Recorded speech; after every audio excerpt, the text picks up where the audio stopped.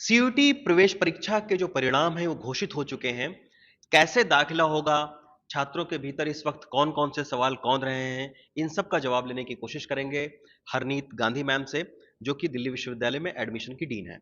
Ma'am, सबसे पहला सवाल कि आज प्रवेश परीक्षा का रिजल्ट आ गया है, लेकिन तमाम सारे जो स्टूडेंट्स हैं उनका वो स्कोर कार्ड ये दिखाते हैं और इस स्कोर कार्ड में एक जगह पर परसेंटाइल दिया हुआ है, जैसे हम एक बच्चे का कर लें तो एक जगह पर परसेंटाइल स्कोर दिखाया जा रहा है और एक जगह इन फिगर में जो नॉर्मल स्कोर है वो दिखाया जा रहा है।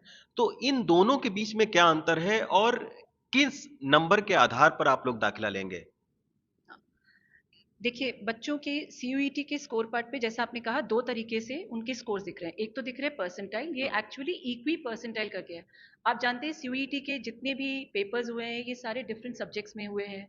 हर सब्जेक्ट में बहुत सारे बच्चे बैठे हैं और इन्हें बहुत सारी भाषाओं में बाँटा भी गया था। तो नेचुरल है कि सब सब्जेक्ट्स में एक तरह का डिफ़िकल्टी लेवल तो नहीं होगा।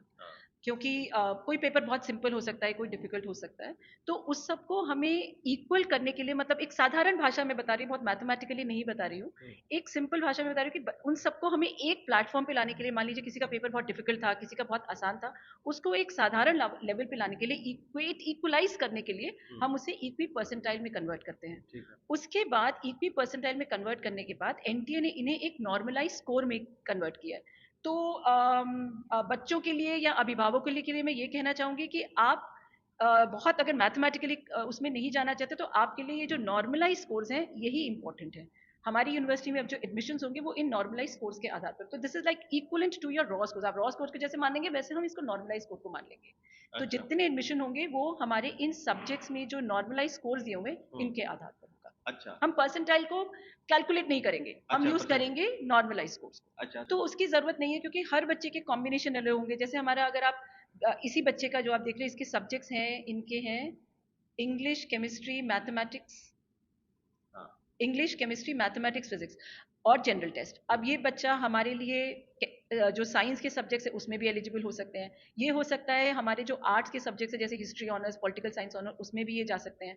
तो इनके लिए हम जो है मार्क्स जो है इनके सब्जेक्ट कॉम्बिनेशन में जो नॉर्मलाइज स्कोर है उनको ऐड करके जैसे हमारी एलिजिबिलिटी से उनको ऐड करके उनका एक परसेंटाइल स्कोर निकालेंगे। अच्छा।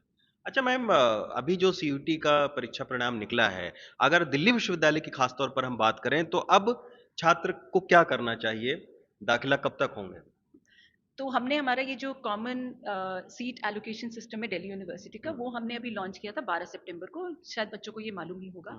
अब सीयूईटी का रिजल्ट आ गया है। अब हम बहुत जल्दी अपना सीसास का फेज 2 लॉन्च करेंगे जिसमें बच्चे अपनी प्रोग्राम और कॉलेजेस की प्रेफरेंसेस भरेंगे। यहाँ भी मैं फिर बच्चों से आपके माध्यम के थ्रू रिक्वेस्ट करना चाहूँगी कि बच्चे सभी अपने प्रोग्राम्स और सभी प्रेफरेंसेस जो हैं कॉलेजेस की वो ज़रूर भरें। सारे कॉलेजेस के? जितनी भरना चाहें भरें, मतलब अच्छा। क्यों छोड़ना? अच्छा। सभी भरिए। नहीं तो कुछ लोग ये सोचते हैं कि उनके नंबर अच्छे आए हैं तो उनको सब भरने की क्या ज़रूरत है? देखिए, आपको ये नहीं पता, ये ना रिलेटिव एडमिशन्स है इस साल से अच्छा। और आपको नहीं पता कि बाकी बच्चों के क्या स्कोर होंगे और हुँ। इसमें सब्जेक्ट कॉम्बिनेशंस बहुत हैं। जैसे फॉर अच्छा। एग्जांपल ये बच्चे का एक सब्जेक्ट के लिए हो सकता है पीसीएम काउंट हो, हुँ। लेकिन जहाँ पर हमारा हिस्ट्री ऑनर्स अगर ये उसके लिए करना चाहेंगे तो उनके इंग्लिश और 3 बेस्ट सब्जेक्ट के मार्क्स ऐड हो जाएँगे। अच्छा। तो इस आधार पर आपको नहीं पता कि बाकी बच्चों के सब्जेक्ट कॉम्बिनेशंस क्या बन रहे होंगे। हुँ। तो आप सभी भरिए ना। अच्छा। सब प्रोग्राम जिसमें भी आप एलिजिबल है सब भरिए। उसके बाद सारे कॉलेजेस जहाँ आप एडमिशन लेना चाहते हैं सब भरिए। अच्छा। जब वो प्रेफरेंस ऑर्डर खत्म हो जाएगा, प्रेफरेंस विंडो खत्म हो जाएगी, फिर उसके बाद हर बच्चे के उसके प्रोग्राम ग्रुप के हुँ। जो मेरिट होगा उसके आधार पर ऑटो एलोकेशन होगी। अच्छा। अच्छा मैम, एक सवाल और आता है कि तमाम सारे पेरेंट्स ये बोल रहे हैं कि जो आपका डीयू का जो वेबसाइट है, रजिस्ट्रेशन करने के दौरान गलती हो गई। मसलन सत्र उसने जो है वो 2019-20 का डाल दिया, 21-22 का नहीं डाला। कुछ इस तरीके की अगर गलतियां हो जाए तो उसको सुधारने का कोई मौका है कि नहीं है?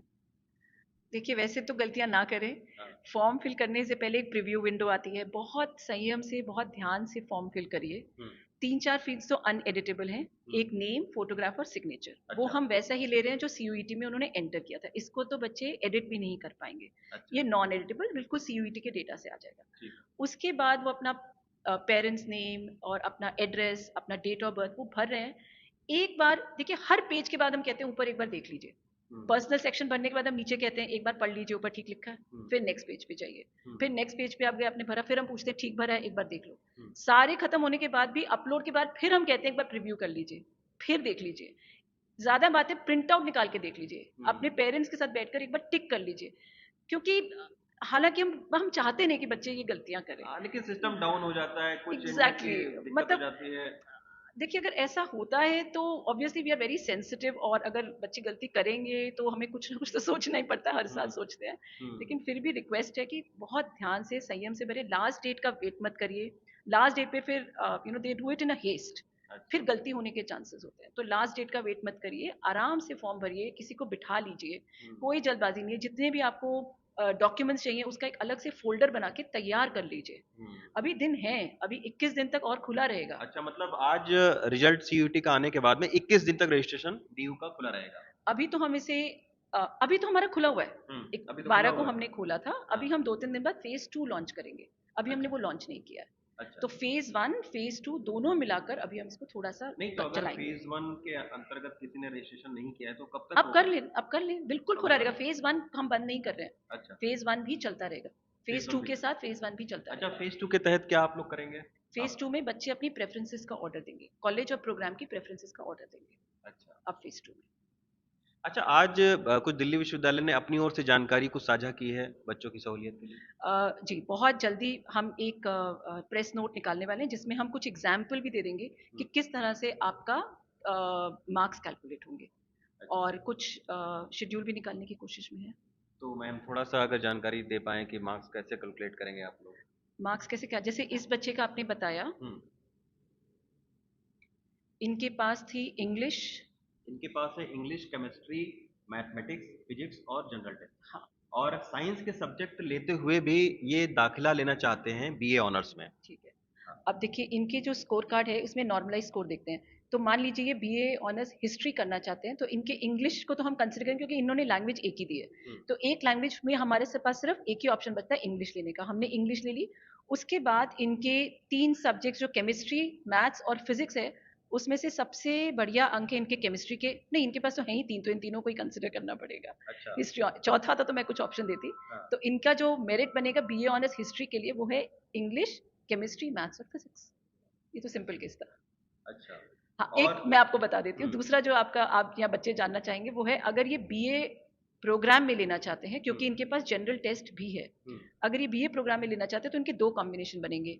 एक तो बनेगा इंग्लिश और ये फिजिक्स, केमिस्ट्री, मैथ्स के साथ। हुँ, दूसरा बनेगा इंग्लिश और सबसे बढ़िया इनका परफॉर्मेंस है मैथ्स में, नहीं सॉरी केमिस्ट्री में, और जनरल टेस्ट। अब जनरल टेस्ट जो था इसमें 218 है 300 में से, क्योंकि यहाँ पर ये जनरल टेस्ट अलग अंक का था।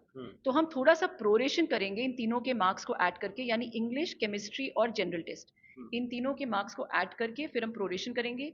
तो जो कॉम्बिनेशन 1 जहाँ पर इंग्लिश और 3 सब्जेक्ट, और दूसरा कॉम्बिनेशन हो गया इंग्लिश, केमिस्ट्री और जनरल टेस्ट, इन तीनों को प्रोरेट करके एक लेवल पे लाएंगे और देखेंगे बेस्ट किसमें था, बेटर किसमें था। अच्छा, उसको कंसिडर, मतलब बच्चों का कोई नुकसान ना हो अच्छा, किसी भी कॉम्बिनेशन में, कहाँ जहां पर भी एलिजिबिलिटीज कॉम्बिनेशन वाइज है, हुँ। हम हर कॉम्बिनेशन का निकालेंगे और बच्चे का जो बेस्ट स्कोर होगा उसमें उसको वो उसका स्कोर बन जाएगा उस प्रोग्राम के लिए। अच्छा, अब एक अंतिम सवाल मैम कि ये जो दाखिले की प्रक्रिया है वो कब तक खत्म होगी? नया सत्र कब से शुरू होगा? डिले होगा कि नहीं होगा? क्योंकि आज भी देख रहे हैं तमाम सारे छात्र प्रदर्शन कर रहे हैं आपके विश्वविद्यालय के बाहर कि सत्र डिले हो रहा है उनका। इस बारे में क्या स्टूडेंट से कहना चाहेंगे आप? नहीं, हम कोशिश कर रहे हैं 1 नवंबर से शुरू करने का। 1 नवंबर से। जी। धन्यवाद मैम।